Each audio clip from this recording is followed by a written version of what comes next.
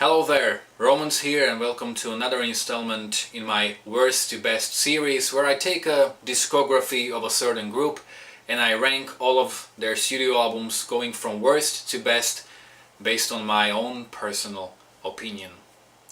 I also review all the albums from a viewpoint of a musician, as I am a singer, songwriter and a bass player for my own group Jakobe, and something like 3 months ago we have released our debut album called Pursuits in Life. What makes the album unique is that it's a pretty heavy prog rock music without guitars. Instead you have drums, bass, saxophone and keyboards. You can also find the first single, We're Building Our Own Monument, on my YouTube channel, and in the description of that video you'll find information about where is the record available, so all the digital platforms like Spotify, Tidal, Deezer, Amazon, iTunes, but also in this Digipack version with a very beautifully illustrated 20 pages long booklet. So you can check it out and let me know what you think. And today I'm going to rank all the albums from Led Zeppelin.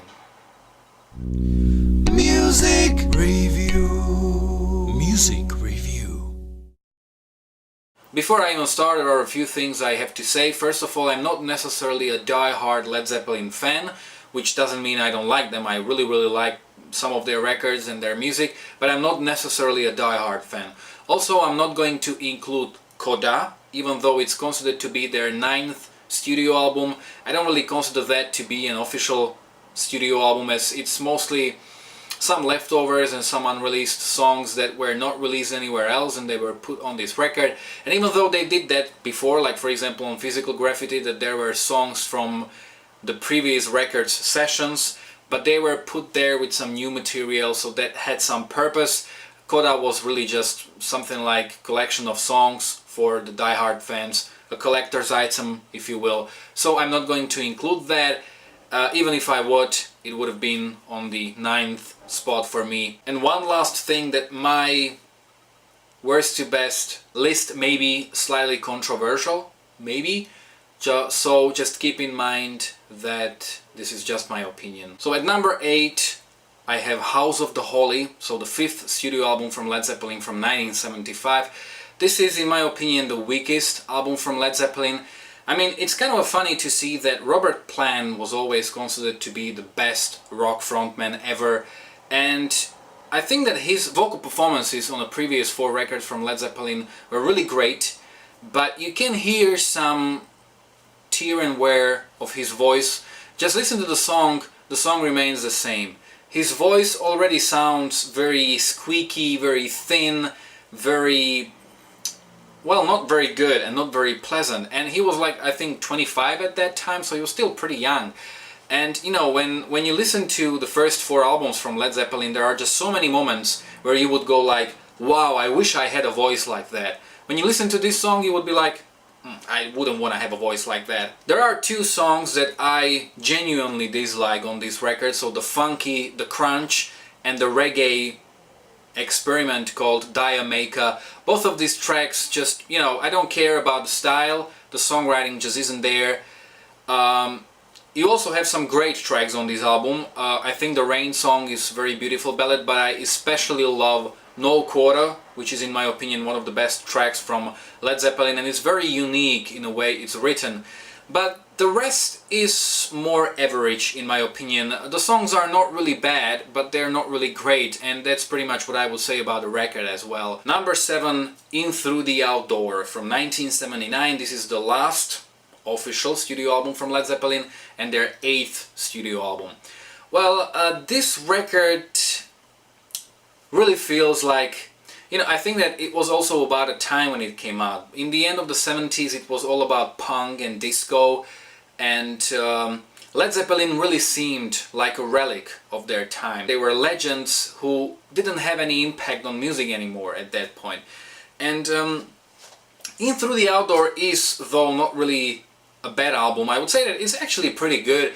You have some songs that are very commercial, in my opinion, meaning that from a viewpoint of a today's listener, these songs may sound a little cliché and a little cheesy, but back in '79 I don't think they really felt that way. And I'm talking about the songs Fool in the Rain and All My Love. I think that they are kind of unique in the discography of Led Zeppelin, because Led Zeppelin were never really about being accessible that much. Then you have what I call a hint of the potential future in the song Carouselambra, which is almost, I think it's like 10 minutes long song. I think it has some really interesting parts, and those keyboards have that 80s flavor, so I think that this may give us a little bit of a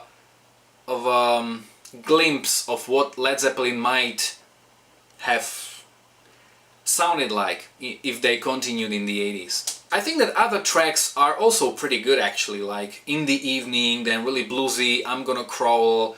I like the boogie, Southbound Ceres, which is pretty cool. So I think this is a good album. Number 6, Presents from 1976. This is the Led Zeppelin's 7th studio album, and I think that the first track, Achilles' Last Stand, alone is worth checking this album out.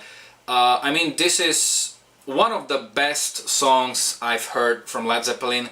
It's just so epic. There are moments that sound like Iron Maiden would 5, 6, 7 years later. A really fantastic track, and this is, I think, the last strike of genius from this band. And it's just, I feel a little sorry that the rest of the album is overshadowed by the quality of this track, because the rest kind of lacks that bit of a class, if I can call it that way. I mean, Nobody's Fault But Mine is a very cool track. T for One is also a nice ballad, even though it kind of feels like Since I've Been Loving You Part 2. And honestly, the rest is kind of forgettable. I don't really remember the remaining tracks that well. Number 5, let's be a little controversial. Led Zeppelin 2 from 1969. So this is the second album from Led Zeppelin, and usually it's considered to be among their best, if not the best album from Led Zeppelin. And I can definitely see why. I mean, there are many great tracks on this album. I mean, Whole Lotta Love and Heartbreaker are both fantastic rockers that in a way defined what it meant to be hard rock in the 70s. And even now, when you have a band with similar riffs, you say that they have that retro 70s flavor. Some other pretty cool rockers are Living Loving Mate or Bring It Home. Then you have some slower tracks like What Is and What Should Never Be, Thank You and Ramble On. All of these are really cool tracks. But for example, I never really liked Lemon Song. And also Moby Dick is a song that I tend to skip. I like the instrumental beginning. If it was an instrumental track like the beginning with the guitars and with bass, I think it would have been pretty cool. This is mostly drum solo by John Bonham, and John Bonham is very often regarded to be the best drummer ever, or best rock drummer at least, and I can definitely see why, because he really was a monster and he was fantastic drummer. But I don't think this track really proves it. You know, some people may say this is one of the first drum solos, or this is so cool. You know, it's boring and I skip it. That's it. Okay, the remaining 4 albums are, in my opinion, really essential records. So if you have never listened to Led Zeppelin, these are the 4 records I would recommend to you. So let's start with number 4, or let's continue with number 4, Led Zeppelin's 3rd album called 3 from 1970. This record was relatively controversial at the time when it came out, because the first 2 records were really heavy and this record had like 5 acoustic tracks. So it was more going into that acoustic territory, which was not very typical for Led Zeppelin at that point. You have a few rockers, of course. Immigrant Song is a song that everybody knows. Celebration Day is cool, so is Out on the Tiles. You have a great bluesy ballad, Since I've Been Loving You. Pretty much any ballad that is written similarly sounds just like the copy of this track. And the rest is acoustic. You have beautiful sort of America country or American country influenced Friends with violin. That's, I mean, I love that track. Then Gallows Pole and That's the Way, and almost commercial Tangerine. Even the last 2 tracks are really good. I love this record because it's really very good from start to finish. Not really a weak spot. This is a great album. Number 3, Led Zeppelin 4, so the 4th studio album from 1971. What was that? This is their most commercially successful record. And I think that the only thing that kind of spoils the record for me is the fame of Stairway to Heaven. Stairway to Heaven is a really great track. Most people know this track, but it's so famous, and I've heard that track so many times that I quite honestly, I always skip the track over. I don't really want to listen to that track anymore because I've heard it so many times. And I think that it kind of spoils the record that there are 3 tracks that even if you are a casual listener of rock music, meaning that you are not necessarily a Led Zeppelin fan, you will know. These tracks are, apart from Stairway to Heaven, Black Dog and Rock and Roll. But apart from that, we really have one hell of a record that is really fantastic from start to finish. I mean, Black Dog and Rock and Roll are just such a great rockers. Hey mama said the way you move, I gotta make you sweat, I gotta make you groove. It's been a long time since I rock and roll, yeah. I can't get the taste of a life with no love. Also, Misty Mountain Top and Four Sticks are pretty cool. You've got a very beautiful ballad, kind of a Tangerine-like ballad called Going to California, then an absolutely epic song called Battle of Evermore, and also very psychedelic and bluesy When the Levee, if I pronounce it right, When the Levee Breaks. Really great album, what more to say. Number 2, Physical Graffiti from 1975. This is the 6th studio album from Led Zeppelin, and this is pretty much perfection. This is essentially a double album, and the only track that you may know as a hit is Kashmir, but unlike Stairway to Heaven, Kashmir is not really a song that, you know, you can get to know that easily. Even if you listen to that song like 15 times, I don't think you would still feel like, yeah, I know the song, because it's just so complex, so exotic and so different.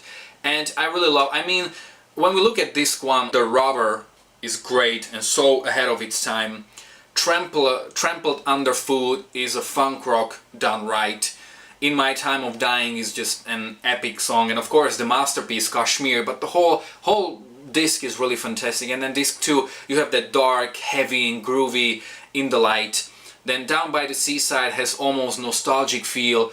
I love that all tracks are really fantastic. It's a very colorful record, and I love that it's not really spoiled. Even if you really know Led Zeppelin and you get into this record, you just have one perfect song after another, and chances are you haven't heard most of them. This is a very exciting record for me, and this is probably the record I love listening to the most from Led Zeppelin, but it's still just number 2. And number 1, Led Zeppelin's debut album, sometimes titled as One, from 1969.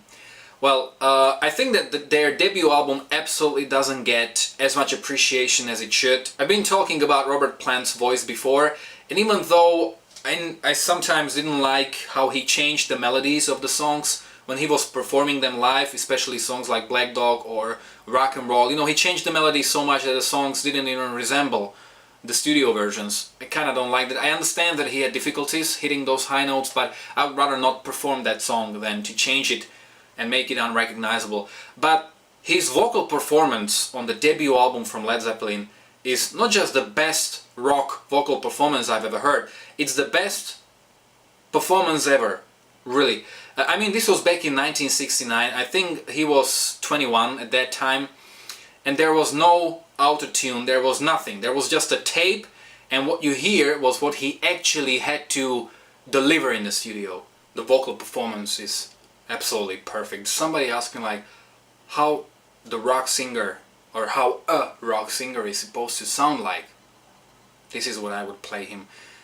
Even the songs, I mean, you have the heavy rockers like Good Times, Bad Times, and Communication Breakdown, which I think that at that time was just such a heavy song.